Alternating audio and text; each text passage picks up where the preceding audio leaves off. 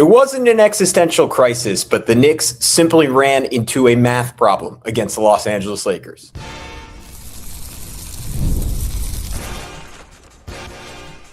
You are Locked On Knicks, your daily New York Knicks podcast, part of the Locked On Podcast Network.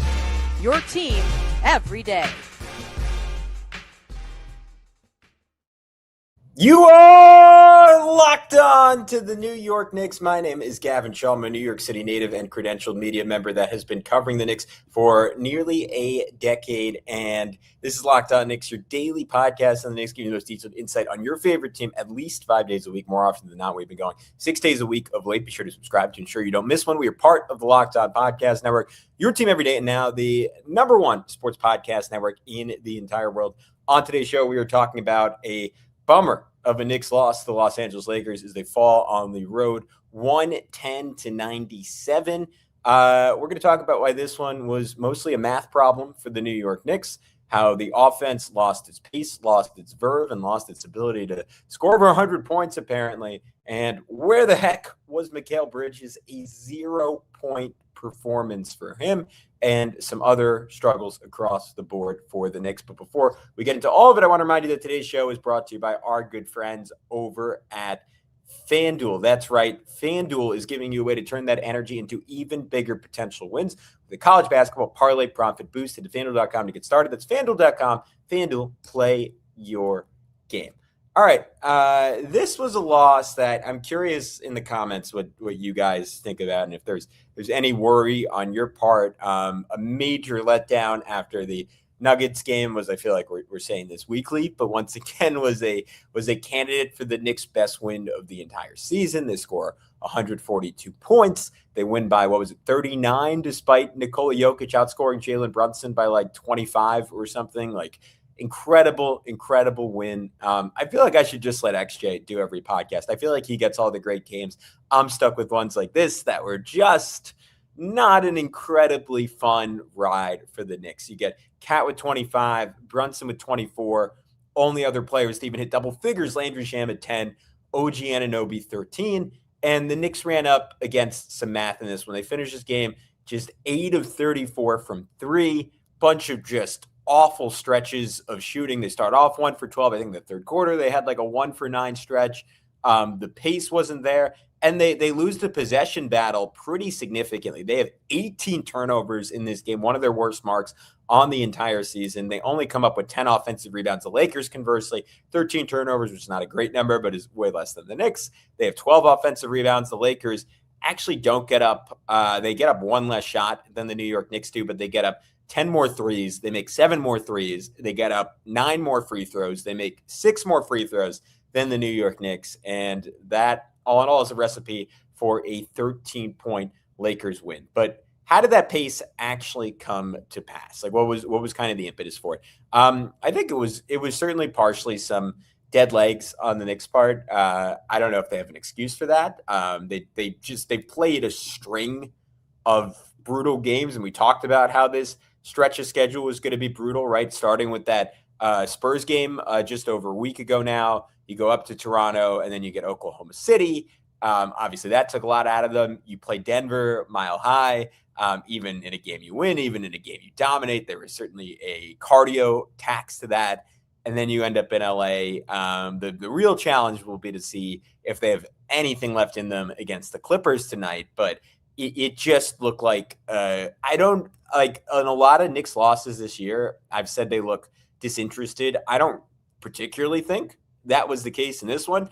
I think it was a case of a team that just looked slow. And we talked so much about how the great shift from that 2-9 stretch to the Knicks winning, 16 out of 21 coming into this game against the Lakers and going from the 29th ranked defense in that 1-9 stretch to the best defense in basketball over the ensuing 21 games was just like a combination of like pace in everything they do, second and third efforts, and honestly just buying into how Mike Brown wanted them to play. Like you've seen consistently over the last month plus, even off of made baskets, Jalen Brunson head up, pushing the ball up the floor. Josh Hart crashing with abandon, getting out in transition. Every single guy on the team committed to getting the ball up the court as quickly as possible.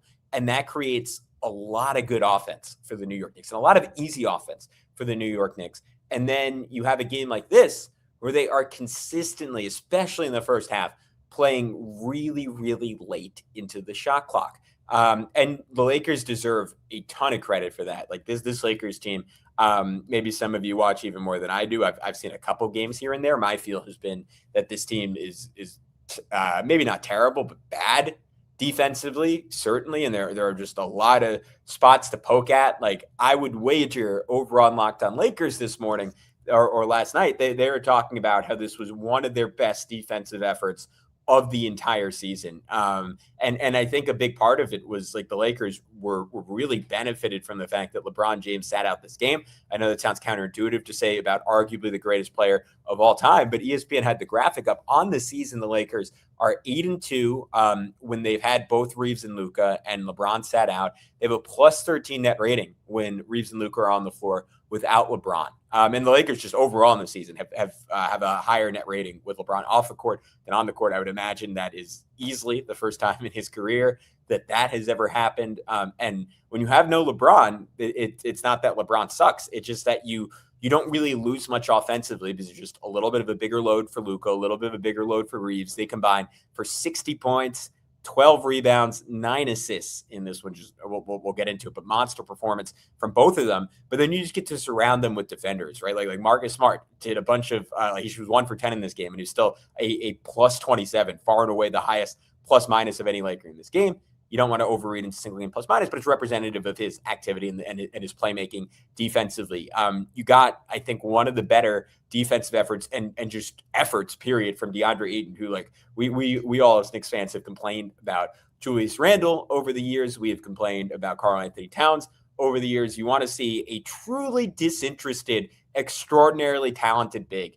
You got to head west to DeAndre Ayton because he is just not given an F the last few years. But this game, he played really hard early, had a couple rolls early. He had a nice game for the Lakers. And then you get their tertiary guys like Rui Hachimura, Jared Vanderbilt, like Jackson Hayes, like just all playing with like reckless abandon, hands high, active hands, getting in the passing lanes. And the Knicks on a night where there was both in terms of getting out in transition and in the half court, a lot of lethargy. Like it was very, very, very difficult for the Knicks to create advantages. And you were left with like what I think ends up being like the worst case scenario for the Knicks. Brunson coming off a 2-game stretch where he had 15 assists in both games, 30 total. Brunson finishes this game with 7 assists and 7 turnovers.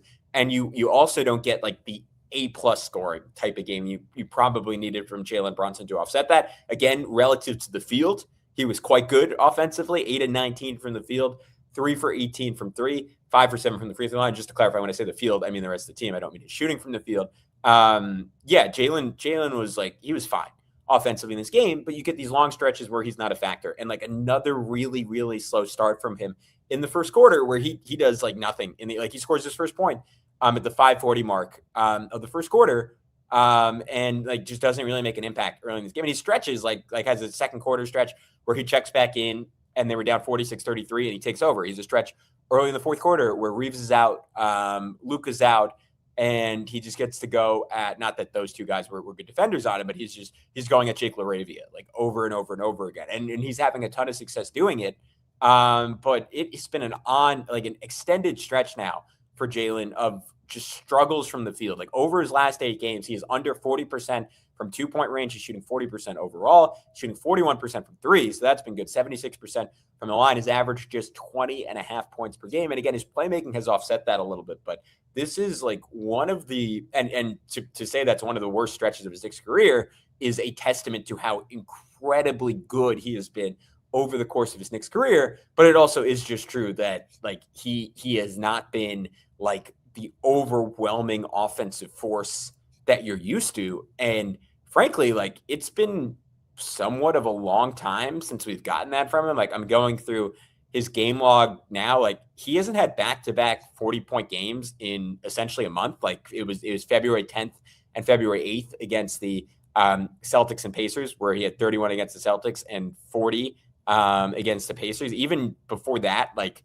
the time before that, he had back-to-back 30-point games. Like I'm going way back in my notes. He had 3 straight all the way back on December 22nd, where he had the 47 against the Heat. He had the 34 against the Cavs and the 34 against the Hawks. And to some extent, you would say my complaint is a little hypocritical, right? Like we've talked about Jalen getting off the ball more. We've talked about him involving Cat more. And you want the best of both worlds, and you're very rarely going to get both of them, because there is some trade-off there between him doing more point guard stuff and getting to take 28 shots and get into like whatever kind of rhythm he wants.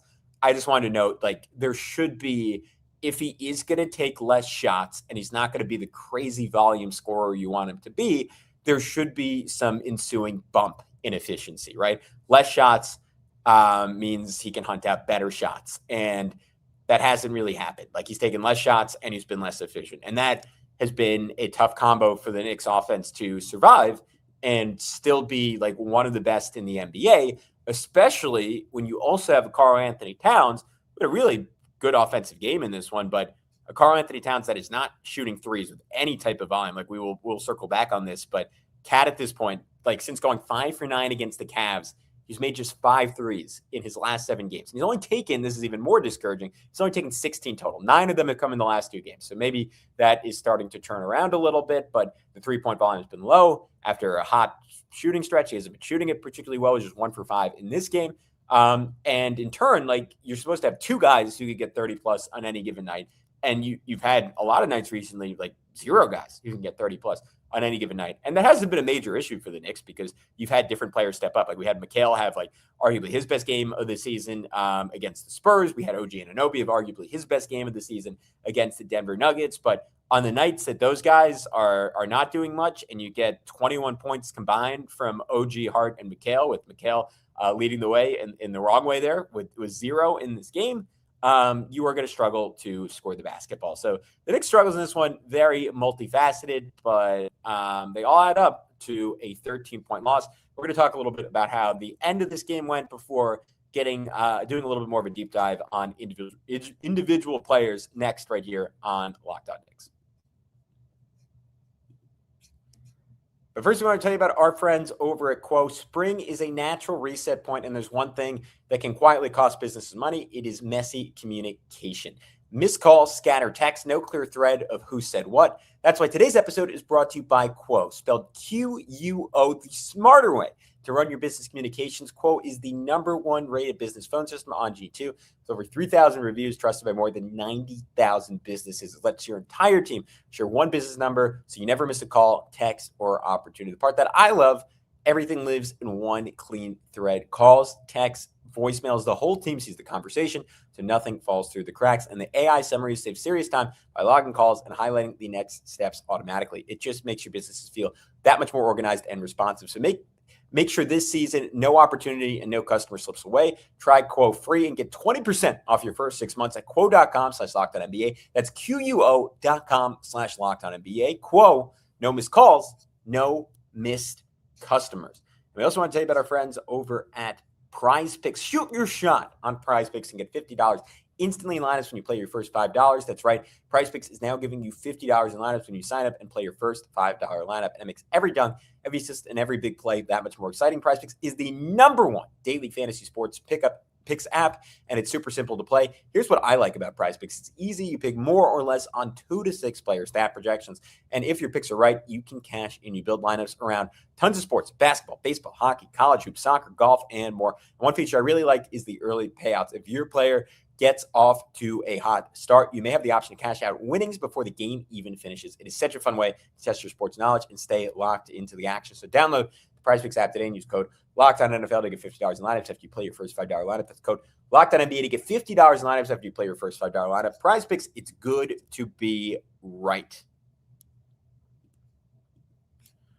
Want to remind you guys about a new option here at Locked On, the new Everydayer Club. If you want to get ad-free access to Locked On Knicks, it's an incredible way to do just that.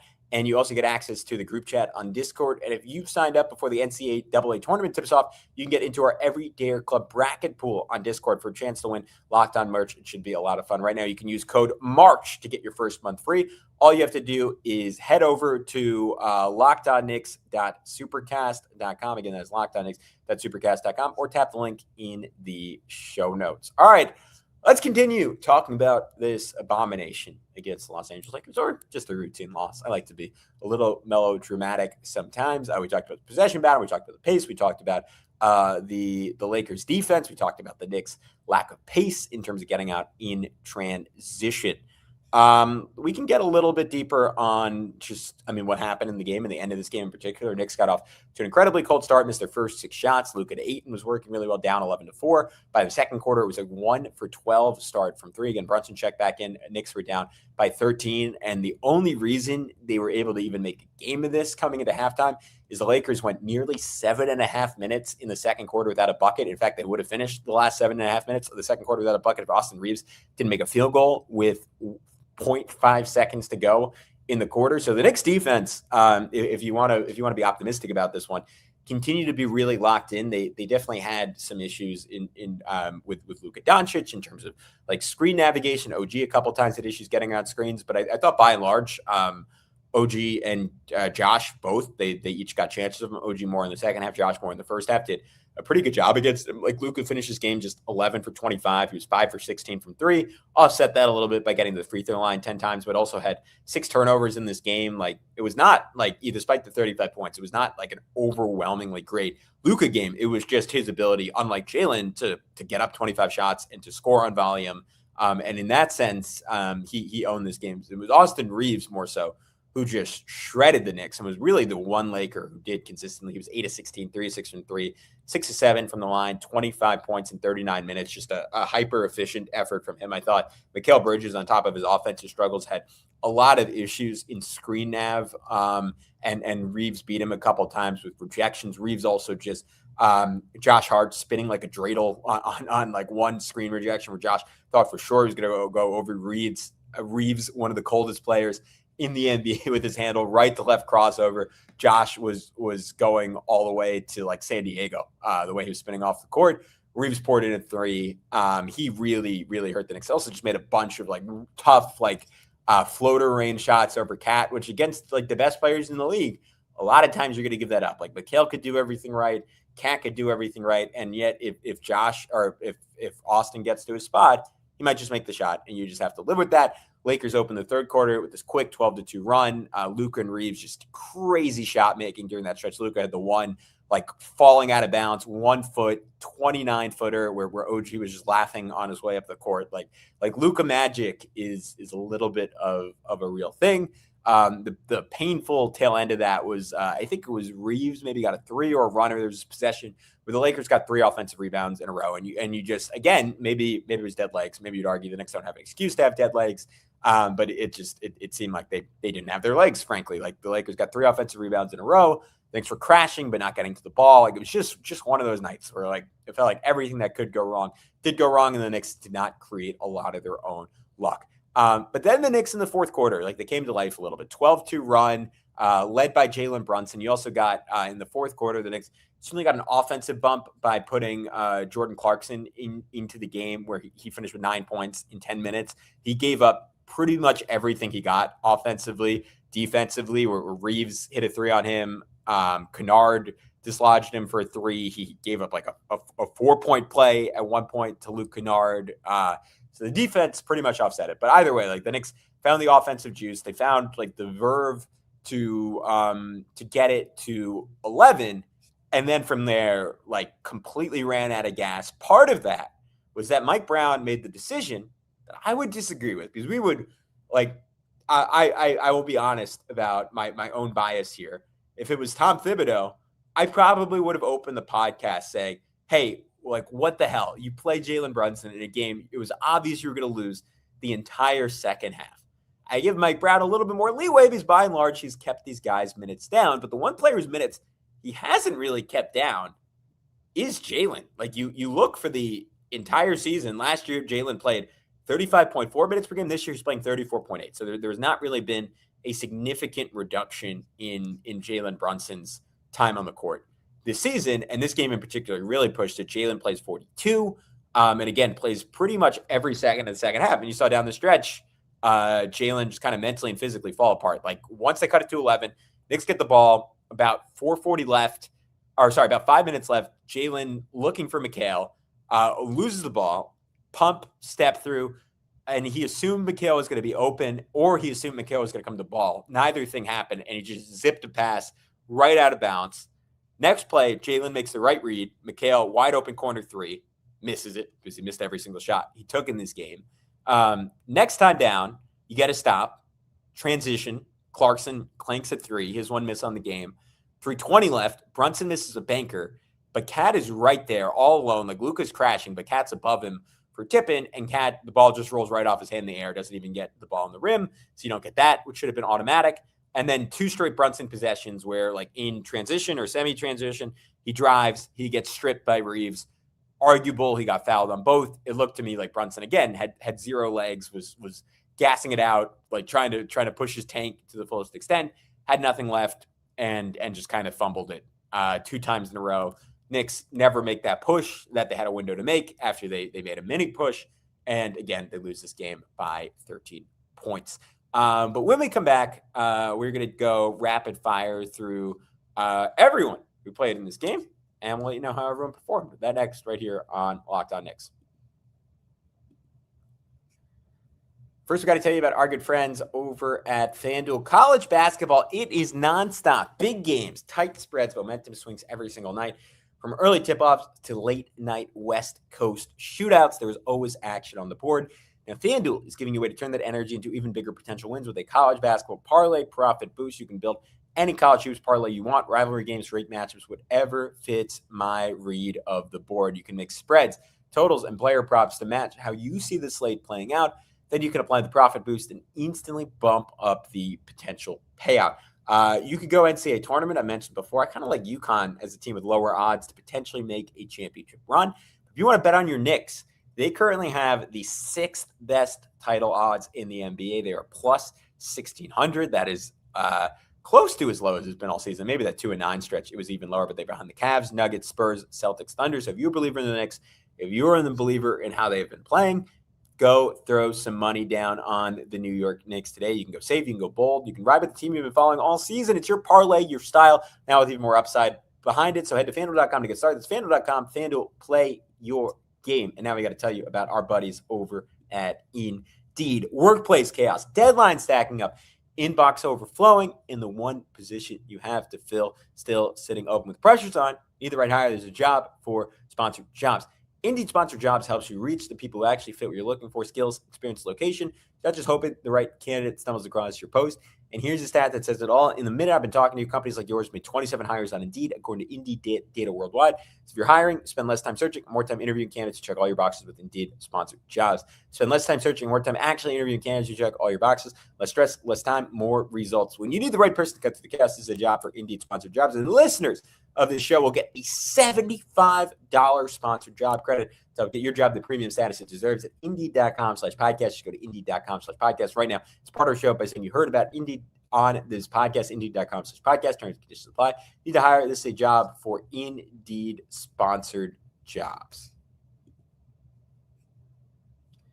All right, we're back, guys, rolling here on Locked On Knicks. I probably should have said this at the top, but wanted to note we've been having some issues on the podcast side of things with our distributor. We're hoping that gets resolved today, but I guess inherently, if you were listening on YouTube, you already know this, but just in case it reaches some people who are confused about what's going on and are normally podcast audio only listeners, that is why that is happening. And again, we apologize, and we hope it gets resolved today. All right, let's finish up on a couple other guys.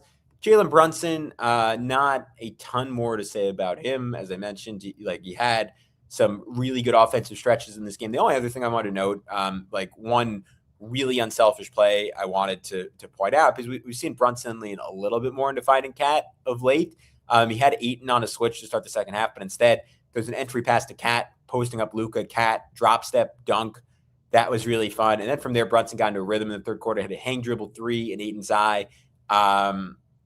Had this nasty reverse pivot step through where he was, again, just shredding Kleba and LaRavia to start the fourth, hit a transition 3, and then just scores 1 point in the final 8 minutes. Cat, I think my disappointment in this game with Cat is not so much that he didn't shoot well from 3. I think this could have been, like, despite the fact that Ayton played some good defense on him, like potentially like a 34-point game for Cat if the Knicks had leaned even more into running pick and roll with him. They scored, according to Synergy, like 1.1 points per pick and roll dive possessions, which was obviously much better than their offense on the whole on the night. Cat finishes one again with a great stat line, 25 points, 8 of 8 from the line. From 2-point range, he shoots 7 to 12, also has like 16 rebounds in this game, which was obviously really useful on a night where the Knicks did not rebound particularly well.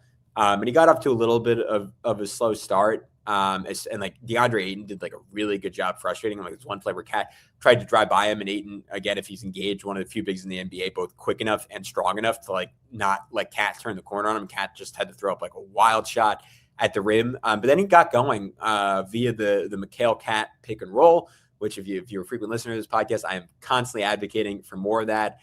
First one they ran on the game, Cat had this slow roll and seal, and Mikal like recognized it. And I love when players force Cat to like run into the ball with the pass they throw. And he threw him like this pass over the top, led him towards the rim, and Cat just kind of like rolled into it, caught it, and got a jam. And then second quarter, they run it again. And I think sometimes people get confused with the purpose of pick and roll. Like, it doesn't always have to be like Cat on a rim run. It can just be to get the switch, and they run it to get Luke Kennard on him, like one of the weaker rotation defenders in the NBA. And Cat can just like bump him a couple times, get to a spot, turnaround jumper, doesn't even see Kennard when he shoots it. There's no way Kennard is going to block that. And Cat hits like an easy ISO jumper over Kennard. And the other one where Mikal screens and rejects it, that forces Cat's guy to come over. Cat, delayed roll, gets right by Austin Reeves on the back cut and gets fouled at the rim for free throw. So those two were really effective. Him and Jalen had another pick and pop where he got a drive and finish over Ayton. And I mentioned that post up he had on Ayton. We've seen this a little bit the last couple of games, like especially when the Knicks offense does not have ideal spacing, where Cat got an ISO on DeAndre Ayton into a spin back jumper. And like, that is something, again, like I think in the playoffs will be an important variable for Cat, that he is comfortable like playing a little isolation ball and getting into his bag. Again, he's not Julius Randle. That's not something he's going to do consistently, but when he has centers on him, like you will be able to see him at times, like not just drive for layups, but also get into a step back jumper. He's a good enough shooter to justify those shots. It's never going to be like a voluminous part of the Knicks offense, but here or there, like, can be a useful piece. And then when like the backups are in, and again, like if teams are going to guard him straight up, he's Kleba on him. Like that's baby food for Cat. Like, rip through and one dunk. That was awesome. Mikal Bridges, if we were going to do a studs and duds on this game, Cat would be one of the few studs. Mikal would be one of the few inarguable duds. I mentioned it, 0 points.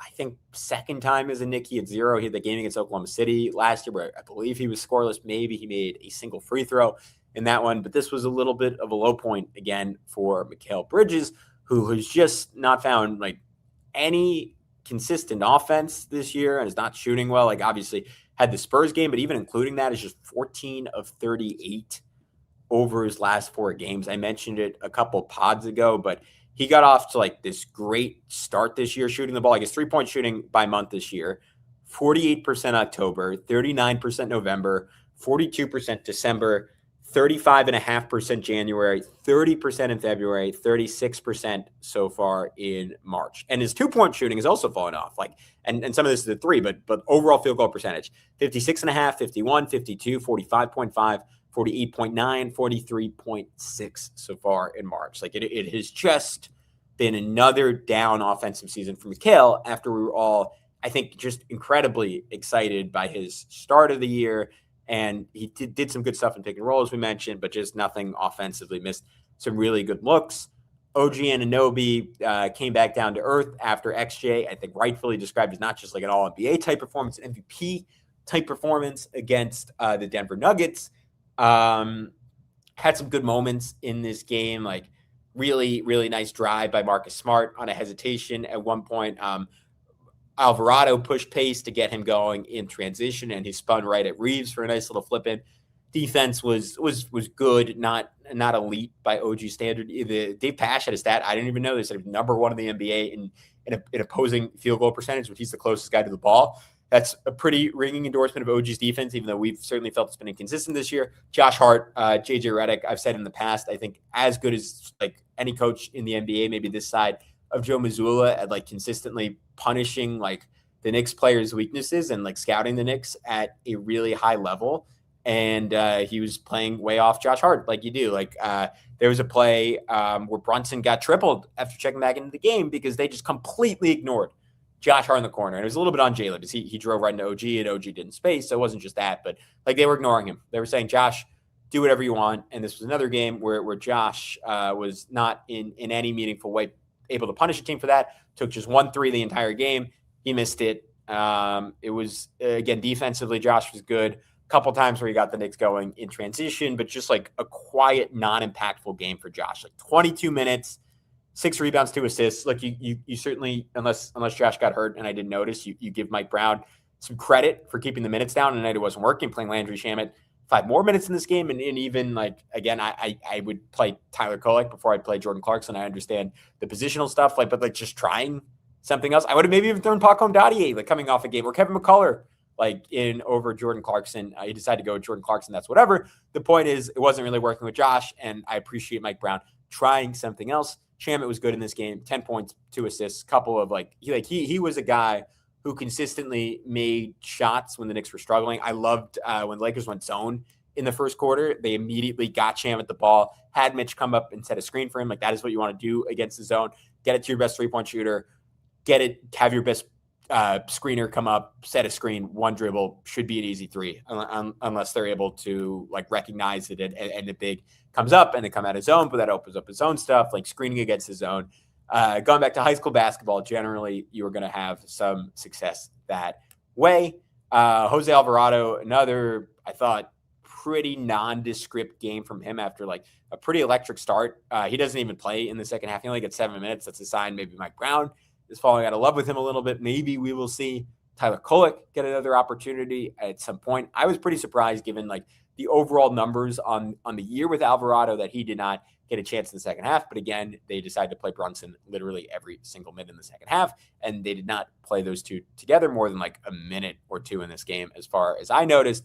Some fun flashes from Mo Diawara, even though he doesn't shoot well in this game, just goes 1 for 4. But some of the passing was there for him. In this one, the one bucket he got was on this great transition sprint where he got a layup, like just filling the lane, and Brunson hit him and like showed some nice athleticism, catching and finishing. There was another transition where Cat got a rebound, zipped it to Brunson. Brunson bobbled it, but then got it up to Mo at half court, and Mo from half court just zipped a laser to Shamet. Like he had some RPMs on that ball, and it was just a cool pass to see from him. Pump and go drive for some free throws. In transition, a nice dump off to Hart for a layup. And my favorite play from him, just really advanced floor mapping, where Brunson got blitzed end of the first, and he drives and he gets it to Diawara. Diawara drives, reads it last second, hits OG in the corner. The 3 went in and out, but like you could just see him like as he's probing, he's like, all right, not there, not there, not there. Great. OG's open. Last second, no look. Ripped it to the corner, did airball 3. Didn't seem confident shooting from 3. And just like Josh, you always want that confidence to remain for Mo Diawara. All right. That was probably a little long to go on this one. Not a super fun game. Hopefully tonight against the Clippers is a little bit more fun. I will have you covered tomorrow morning. From now on, guys, we are trying, I'll mention at the start of tomorrow's episode, we're going to try to have all the YouTube premieres starting around 10 a.m. East Coast time for you guys. Hopefully everyone enjoys that. But until then, be sure to subscribe. Be sure to leave us a 5-star review. It is the best way you can help the podcast grow. We'll talk to you soon right here on Locked On Knicks.